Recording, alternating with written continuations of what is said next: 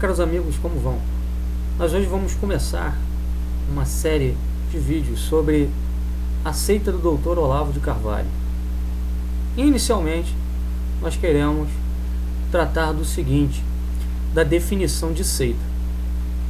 Passando dessa definição, vamos tentar identificar se o círculo criado pelo senhor Olavo de Carvalho corresponde realmente a uma seita.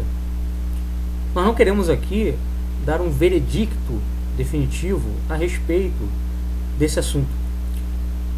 Pelo contrário, nosso objetivo é promover uma reflexão sobre o que vem acontecendo no Brasil, notadamente sobre o que vem acontecendo com esse círculo criado pelo senhor Olavo de Carvalho já há algum tempo, mais notadamente desde a constituição do COF, ou Curso Online de Filosofia, que é oferecido pelo mesmo. Então nós vamos tratar aqui em alguns vídeos, sendo que esse é o primeiro, a respeito desse assunto. E nós estamos abertos ao diálogo com outras pessoas que queiram contribuir com perguntas, com questões, colocando-se diante daquilo que nós vamos falar, sendo para confirmar o que estamos dizendo ou até mesmo para criticar. O nosso objetivo aqui é chegarmos à verdade, seja ela qual for. Então, esse primeiro vídeo tem esse objetivo, começar a tentar esclarecer esse assunto, já que alguns acontecimentos se deram nos últimos anos relativos a esse círculo do senhor Olavo de Carvalho, levantaram essa suspeita de que estaríamos diante da constituição de uma seita. Segundo o caro amigo Carlos Velasco e também o Caio Rossi, esse grupo constituído pelo Olavo de Carvalho tem por objetivo a implementação do perennialismo, das ideias de Fritjof Schuon dentro de nosso país, nosso amado Brasil, e inclusive a penetração do perennialismo na Igreja Católica, porque sabemos que o Olavo de Carvalho consegue capturar a maioria de seus alunos entre católicos. Então nós queremos realmente estudar o tema, abordar o tema, para podermos esclarecer isso com mais precisão, ok? Então nós vamos começar esse primeiro vídeo tratando, primeiro ponto, sobre o que é uma seita. E eu parto aqui do conceito elaborado por 3 pesquisadores, ok? 3 sociólogos, quais sejam Peter Berger, Rodney Stark e Bainbridge. Os 3 traçam elementos formadores do que seria uma seita. Bom, em primeiro lugar, os 3 pesquisadores, os 3 autores citados aqui, falam que toda seita tem como característica um espírito exclusivista. Ela se considera portadora de uma saída, de uma solução, de uma salvação que ninguém mais é capaz de trazer, a não ser ela mesma. Ela se fecha num corpo doutrinal, é muito rígido, ok? E costuma caracterizar o restante da sociedade humana como má, como depravada, se não absolutamente, pelo menos semi-absolutamente. Outra característica das seitas é que elas partem do princípio de que o indivíduo que é membro dela tem de ter uma lealdade total para com a mesma. Dessa maneira, elas constituem um controle mental, um controle sobre o pensamento e a ação dos membros. Bom, o Berger ele faz uma observação interessante. Ele diz que todas as grandes religiões têm por característica formar os seus adeptos dentro de uma linha de pensamento, de ação bem clara, bem definida. Isso é verdade. Aí ele faz a seguinte distinção: a diferença entre as grandes religiões e as seitas é que as seitas, elas exercem um poder sobre a mente dos seus membros e sobre a ação que é totalizante, ou seja, não existe nenhum espaço de liberdade pessoal para o sujeito operar. Quer dizer, é tudo determinado, ou melhor, pré-determinado pela seita, ok? Outra característica também típica das seitas é que elas, em geral, se organizam em torno de figuras carismáticas, ou seja, de líderes que incorporam uma ideia de verdade absoluta e que passam a ser inquestionáveis. Por exemplo, nós temos como exemplo disso o Reverendo Moon, Jim Jones, etc. e tal. Sujeitos que constituíram seitas e que tinham um poder carismático sobre os membros imenso, ok? Então, basicamente, são essas as características de uma seita, segundo esses três autores. O Bainbridge faz também a seguinte observação: essas seitas geralmente apelam à ideia de pureza, ou seja, a ideia de que eles possuem um conhecimento mais puro, né, mais denso da realidade, e que todos os outros grupos estão na mais absoluta treva. O Bainbridge faz mais uma análise das seitas religiosas, mas isso também vale para outros tipos de seitas. Segundo os estudiosos desse assunto, existem vários tipos, não é? Existem desde as seitas religiosas até as irreligiosas, etc. e tal. Ou seja, uma infinidade de tipos de seitas que são estudadas por sociólogos. Uma coisa também que o Bainbridge fala, que ele coloca, sobre a relação dos membros da seita com os de fora, sobretudo, né, e especificamente, melhor dizendo, especificamente com aqueles que saem da seita. A atitude com relação àqueles que saem da seita, segundo Bainbridge, são três. Essas estão presentes em todas as seitas, né? Em algumas com grau maior, outras menor. Todos aqueles que saem são hostilizados, são culpabilizados e são isolados. Ou seja, o indivíduo, quando sai, ele passa a ser visto como um inimigo, né?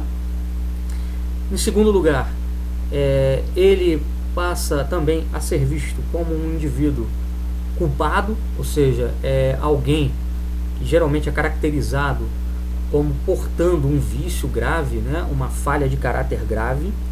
E depois a seita trabalha de maneira sistemática a isolar aquele indivíduo do convívio com os outros membros do grupo, e até mesmo no sentido de difamar a imagem do sujeito que saiu da seita, mesmo com os que não eram anteriormente membros da seita. Ou seja, é uma tentativa de manchar realmente a reputação do indivíduo de maneira geral, não só para os de dentro, mas como também para os de fora, tá? Então, é por aí que esses três autores trabalham. É importante a gente partir dessa definição para a gente poder entender se realmente isso se aplica ao círculo que o senhor Olavo de Carvalho está criando. Bom, antes de nós passarmos aqui adiante, eu queria explicar o seguinte: nós iremos utilizar alguns tópicos tratados pelo senhor Olavo no COF, sobretudo na aula 1, na aula 2, que espelham um pouco daquilo que nós falamos aqui em relação à questão da criação de uma liderança carismática, de uma liderança inquestionável, que envolve a própria figura do senhor Olavo, né?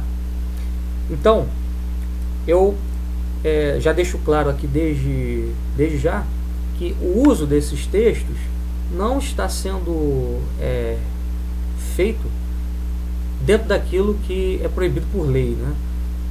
A gente sabe que os textos são protegidos por copyright. Nós não estamos aqui publicando os textos, nós apenas nos referiremos àquilo que o próprio Sr. Olavo falou em 2 de suas aulas do COF, aulas que nós fizemos. Nós fomos alunos do COF durante um certo tempo, então nós tivemos acesso a esse material. Nós apenas iremos nos referir a ele, aquilo que foi dito ali, mas não iremos publicar de forma alguma, atendendo, portanto, aquilo que é previsto em lei, ok? Então, em primeiro lugar, é o seguinte, eu queria aqui ler com vocês uma passagem da aula 1 do curso online de filosofia. Essa aula 1, nessa aula 1, o Olavo expõe o seu método, né, o método que será utilizado por ele ao longo do curso. Na aula 2 ele também faz esse tipo de menção, né?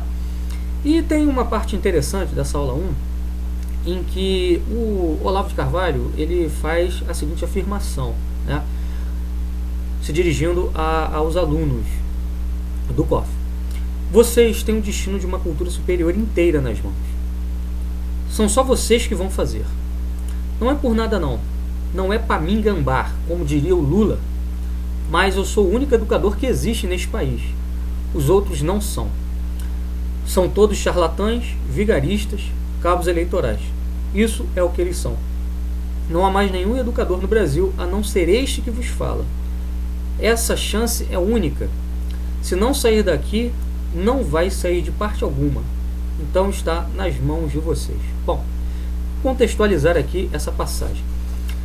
Segundo o Olavo de Carvalho, no livro Futuro do Pensamento Brasileiro, livro dele, o Brasil vive um estado caótico do ponto de vista cultural, porque a alta cultura foi demolida. Então, segundo Olavo, um dos grandes problemas do Brasil, ou talvez o principal, seja justamente a perda dessa alta cultura, que vem sendo demolida, ou já foi demolida, em grande parte pela mentalidade esquerdista.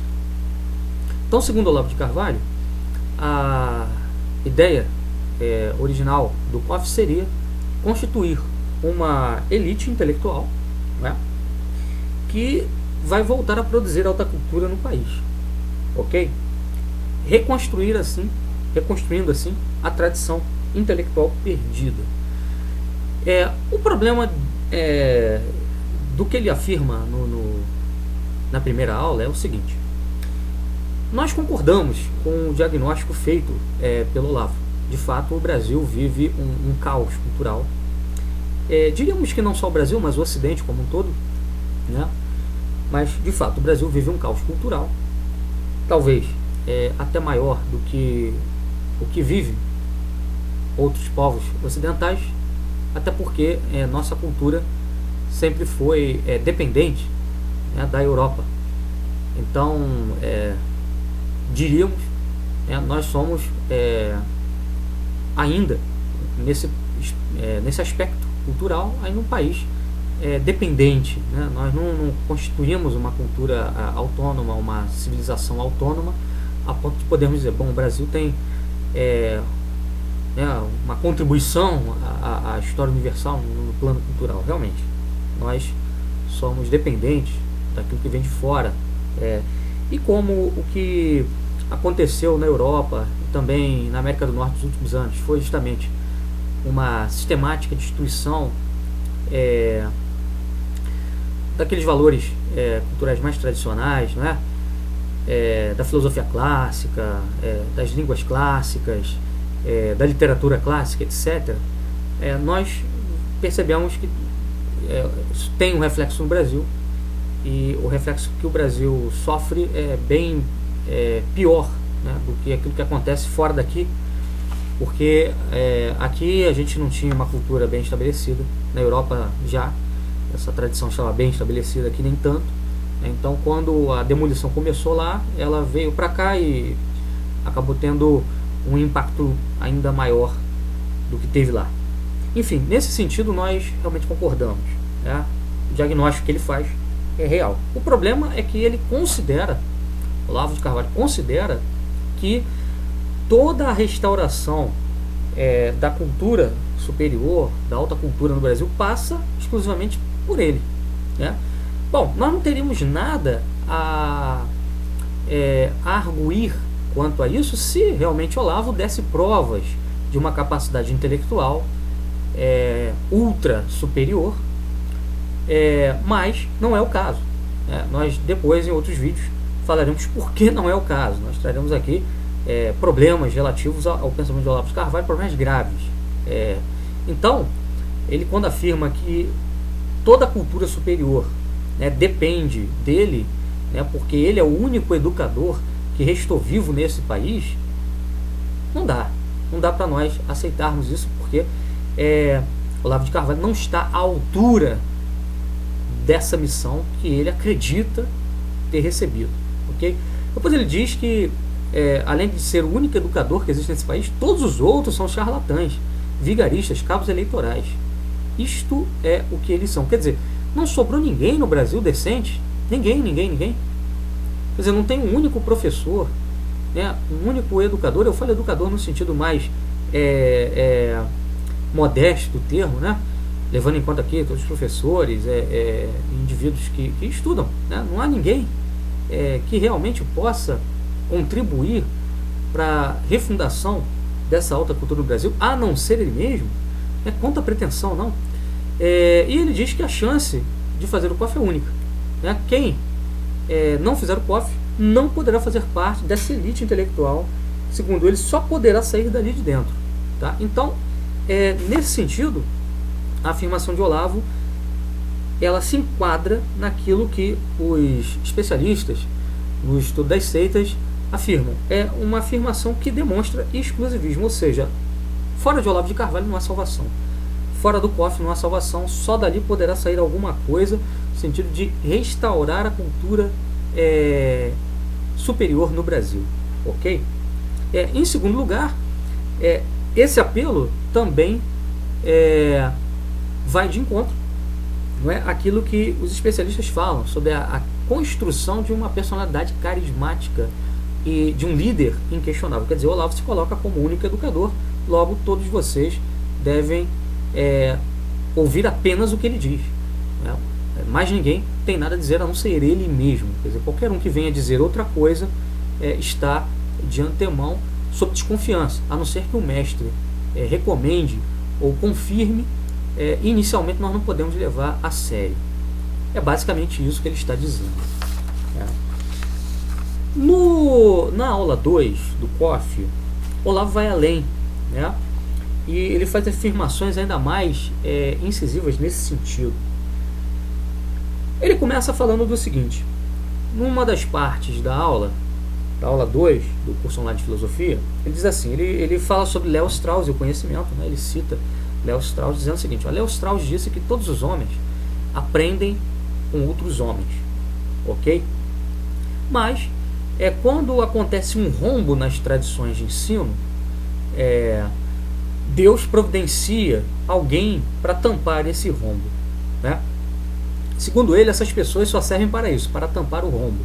Se não existirem essas pessoas, o conhecimento ficaria inviável.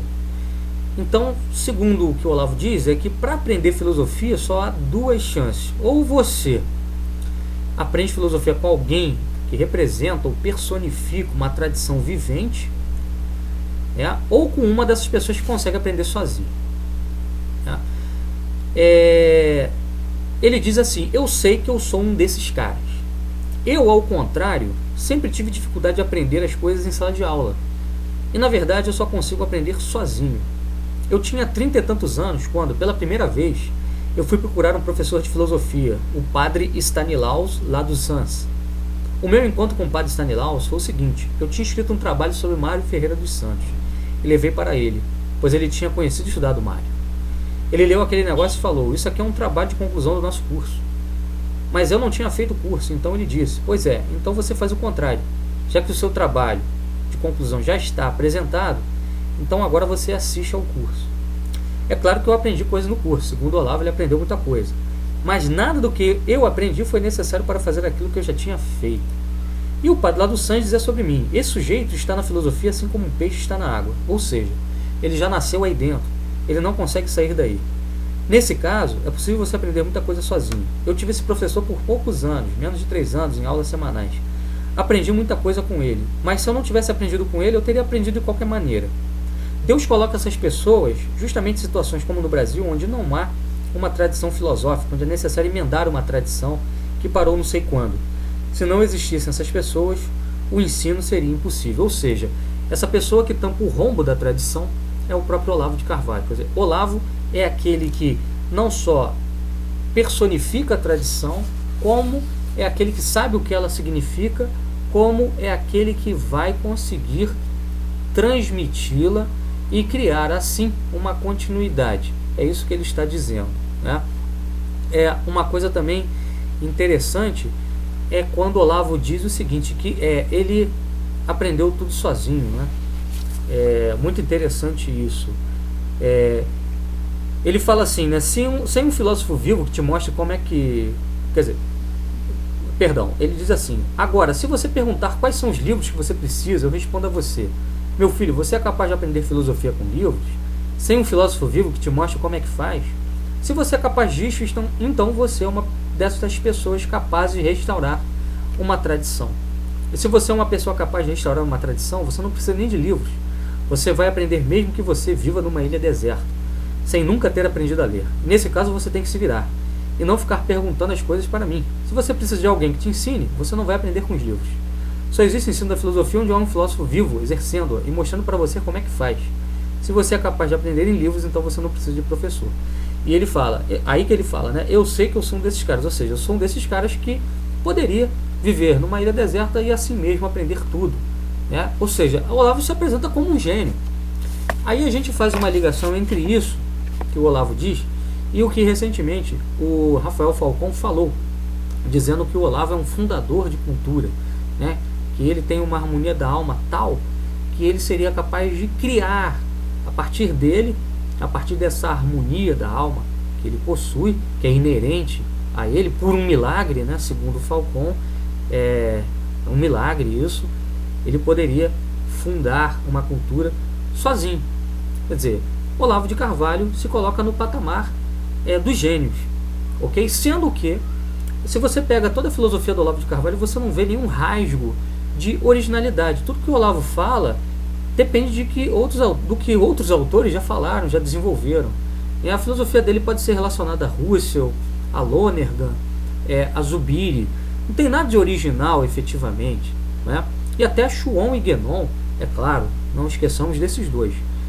Então, falar que eu sou um gênio, eu aprendi tudo sozinho, sendo que todo o seu pensamento gira em torno de ideias que são de outros autores, beira a megalomania, se é que já não é megalomania, né? Então, o Olavo coloca-se num patamar elevado demais, ao nosso ver, e injustificável. Uma coisa interessante sobre isso tudo é uma análise que foi feita pelo Luiz Gonçalves Júnior. Faz tempo que eu não tenho contato com ele. Cheguei a conversar com ele na época que toda aquela polêmica que o Carlos Velasco começou a levantar veio à tona, e ele me dizia o seguinte, que até mesmo aquela obra do Olavo de Carvalho sobre Aristóteles, né, não é também algo original. Quer dizer, é algo que tem base naquilo que Giovanni Reale já tinha escrito, desenvolvido sobre Aristóteles. Então, nem mesmo essa obra seria uma produção realmente inovadora de Olavo de Carvalho.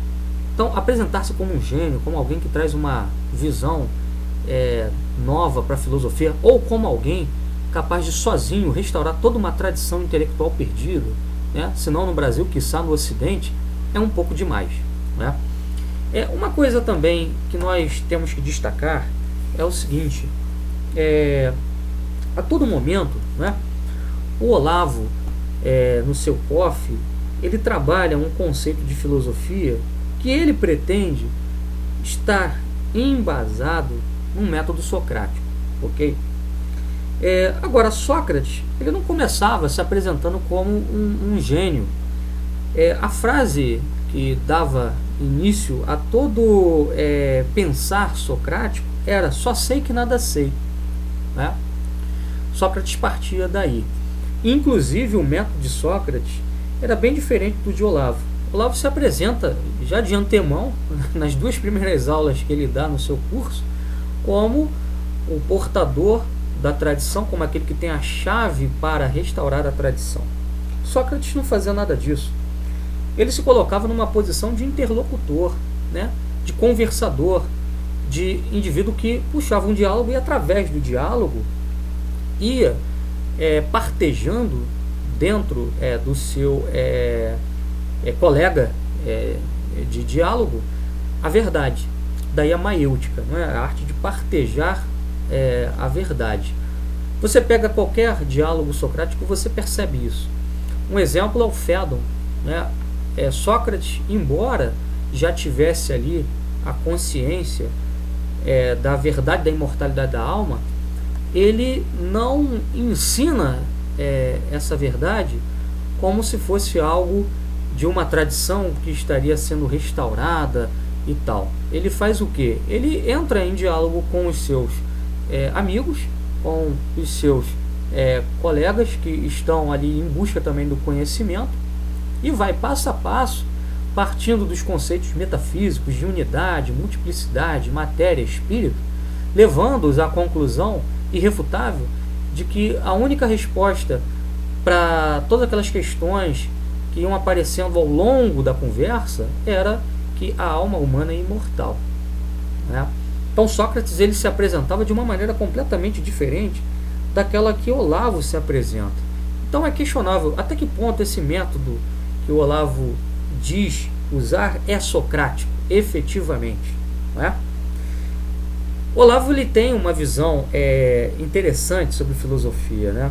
Por exemplo, nessa obra dele aqui, né, A Filosofia e Seu Inverso, ele coloca o seguinte, vamos lá, chamamos de grandes filósofos não aqueles que se esmeraram no esforço vão de chegar à prova lógica mais detalhada, e sim aqueles que conseguiram abranger num olhar unificante o horizonte de problemas mais amplo e complexo, criando assim um senso de orientação que permanece útil para muitas gerações subsequentes. Bom, esse conceito de filosofia que o Olavo desenvolve aqui se aproxima muito do conceito de revelação, quer dizer, o filósofo seria uma espécie de profeta, né? De iluminado, que teria tido uma visão, ok? E que, a partir dessa visão, ele constituiria ali um núcleo de discípulos, de seguidores, para transmitir essa visão. Quer dizer, o esforço do filósofo seria menos o de demonstrar aquilo que ele está ensinando, né?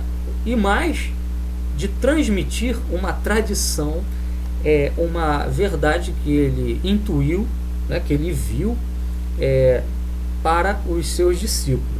É interessante também a gente perceber que a linha, né, de pensamento do Olavo é esse intuicionismo, não é? Que é, por diversas razões, problemático. Nos outros vídeos nós trataremos disso, ok? Não agora, mas apenas levantamos, né, essa questão porque ela será tratada depois, ok? Uma coisa também interessante que nós percebemos é o seguinte: segundo o Harry Hedner, na obra The Malignant Masters, que é uma obra sobre os mestres malignos da filosofia, né? Muitos pensadores, filósofos, etc., criaram círculos muito parecidos com o círculo que o Sr. Olavo de Carvalho tem criado, ou está criando, ou já criou, enfim. Uma coisa interessante é o seguinte, vamos ver aqui o que ele fala sobre esse assunto. Em última análise, o que distinguia os mestres malignos de seus colegas não menos capacitados era uma personalidade carismática que acabou por fazer tantas gerações de amigos, seguidores e estudantes prosternar-se diante deles com temor reverencial. Quase todos os que encontraram o mestre maligno sentiram estar em presença de um gênio. Eles tinham essa capacidade de impressionar desde o início de suas carreiras. É difícil pensar em qualquer grande filósofo do passado que tenha sido tão reverenciado no seu tempo como eles o foram. Os seguidores que formavam em torno de cada um dos mestres malignos têm alguns dos traços dos círculos mais estreitos e mais amplos de qualquer movimento carismático. Cada um deles esteve rodeado de círculos esotéricos e exotéricos de amigos e seguidores. Mais perto do mestre estava um grupo de discípulos ou companheiros próximos. Mais à distância havia os simpatizantes e companheiros de viagem. E em volta desse núcleo estava a massa dos estudantes e leitores interessados. Veja bem, o que o Redner está dizendo é o seguinte: em primeiro lugar, esses mestres malignos têm uma personalidade carismática capaz de fazer com que os seus alunos se dobrem absolutamente aquilo que eles dizem e querem.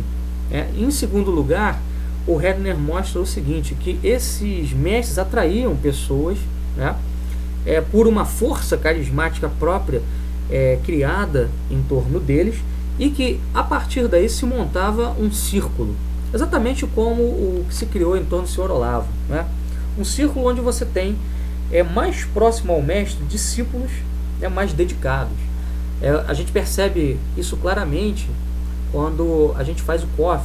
Tem pessoas ali muito próximas do Olavo, que o assessoram de forma direta, que são aquelas pessoas que têm mais empatia, simpatia com as ideias dele, estão mais treinadas naquilo que ele ensina e tal, ou seja, incorporaram aqueles clichês, aqueles lugares comuns olavistas, etc. Você tem aquele simpatizante que é constituído por um pessoal que gosta do Olavo, leu o Olavo aqui e ali e tal, gostou e começou a fazer o curso, mas não é tão dedicado, E os leitores interessados, que é o círculo exotérico, ou seja, o círculo de fora, não é o círculo de dentro do COF, ok? Uma coisa interessante aqui sobre esse círculo de seguidores do Olavo. Como eu falei, eu fiz o curso do Olavo durante algum tempo, em grande parte por influência de um ex-amigo nosso, que infelizmente afastou-se de nós, em razão principalmente da nossa ruptura com a visão e a pessoa do Olavo de Carvalho. Eu não vou entrar aqui no mérito do assunto, é um assunto pessoal, não quero envolver nomes de pessoas aqui, mas relato apenas os acontecimentos que se deram em relação a isso aí. O que acontece? Em 2013, o Olavo de Carvalho, o Felipe Moura lançou um livro chamado O Mínimo que Você Precisa Saber para Não Ser um Idiota, reunindo uma série de textos do Olavo de Carvalho sobre vários assuntos, ok? Eu não cheguei a comprar o livro, porque muitos daqueles artigos eu já tinha lido vorazmente, e só fiquei sabendo do conteúdo do livro de forma mais assim precisa quando peguei um dia para dar uma olhada e tal. Bom, dei uma olhada rápida no livro e tal, não folhei com muito detalhe, até porque vi que muita coisa ali era algo que já tinha lido. E ocasionalmente um colega nosso veio nos consultar a respeito de um texto que foi publicado na obra sobre a doutrina social da igreja, cujo título é Cristianismo e Capitalismo. É um texto antigo de, me parece, 1998, mas que foi publicado nessa obra, O Mínimo. E é um texto que traz uma série de acusações contra a Igreja Católica, no sentido de dizer que ela foi a grande, ou uma das grandes responsáveis pela implementação do nazifascismo no século XX na Europa, porque ela não teria dado apoio suficiente ao capitalismo liberal. Em razão disso, as forças nazifascistas cresceram, se fundamentando naquela ideia corporativista que foi divulgada pelos papas nas encíclicas sociais. Enfim, eu fiz um texto criticando o artigo ponto a ponto e publiquei no meu blog Catolicidade. E na ocasião, esse amigo nosso, ex-amigo nosso, né, veio me arguir a respeito do texto, dizendo o seguinte, que era uma bobagem eu ter escrito aquilo, porque era um texto de 1998 que o Olavo não pensava mais aquilo, né? Aí eu redargui, dizendo o seguinte, bom, se ele não pensa mais isso, por que ele continua apoiando Ludwig von Mises, né, as ideias de Ludwig von Mises? O texto apresenta essas ideias e ele continua defendendo as ideias de Mises, né? Aí ele me disse o seguinte, que como eu tinha saído do COF, eu não tinha elementos suficientes para julgar o pensamento do Olavo de Carvalho, porque ele só poderia ser conhecido na sua íntegra pelo círculo de dentro, ou seja, o que prova que existe um círculo de fato esotérico, né?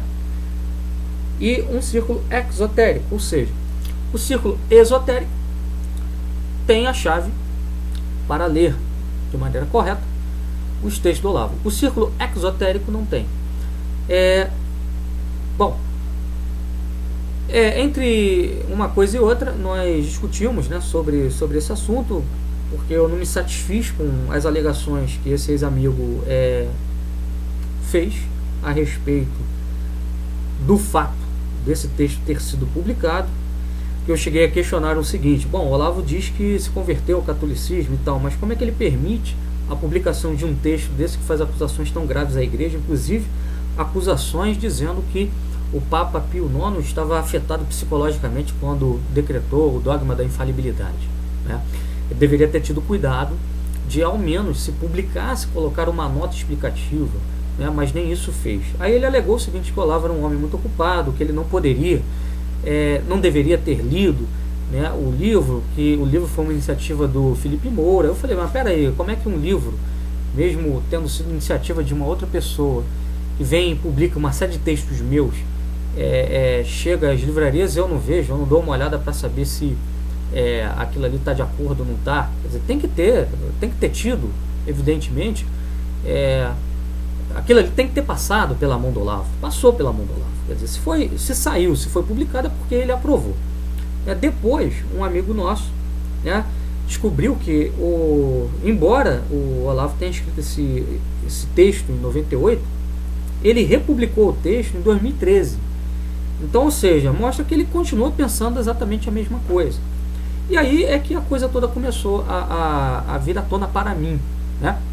Eu comecei a despertar para problemas graves dentro do pensamento do Olavo. Eu já via alguns probleminhas aqui e ali, mas não achava que eram muito grandes. A gente dava um crédito, né, por uma série de outras coisas, mas isso aí foi, vamos dizer assim, o estopim, né, o barril de pólvora que acendeu em mim um alerta, né?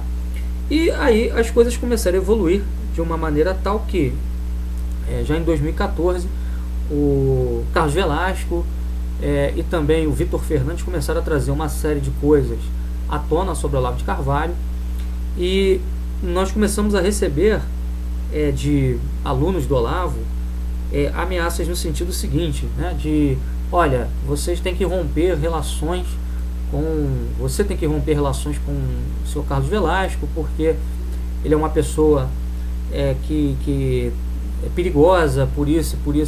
Quer dizer, aí lembra aquilo que a gente falou no início, né? Ou seja, o Carlos também foi aluno do COF, né? Ele saiu, começou a jogar no ventilador uma série de problemas, né, de questões que ele colocou para o Olavo de Carvalho e que não foram respondidas. Quer dizer, um mestre, um homem que diz que é um gênio, que aprende sozinho, não consegue responder certas questões ou desvia delas, então ele mostra que não é tão gênio assim. E ele começou, por conta disso, pelo fato de ter saído e pelo fato de ter começado a criticar, a ser hostilizado de maneira sistemática, a ser culpabilizado, né? Ou seja, começaram a atribuir uma série de defeitos, vícios morais gravíssimos a ele, né? Até acusando de ser ligado a KGB, etc e tal, Lyndon LaRouche, né? De ser pago pelo Lyndon LaRouche, de estar ligado à velha direita europeia, nazifascista e etc. E depois né, o processo era qual? O final, isolado de vez, né? Eu me lembro muito bem que quando começaram a acontecer essas polêmicas, um tal de Reinaldo, que era um cara que participava do grupo do Facebook, do Olavo de Carvalho, né, uma comunidade, ele me mandou uma mensagem inbox, vamos dizer assim, convocando de maneira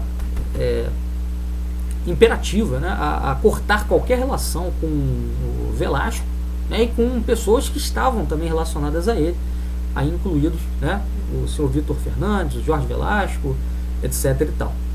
Bom, quando nós começamos a ver essa atitude, ficamos realmente preocupados, né, e o sinal de alerta que já estava aceso ficou ainda mais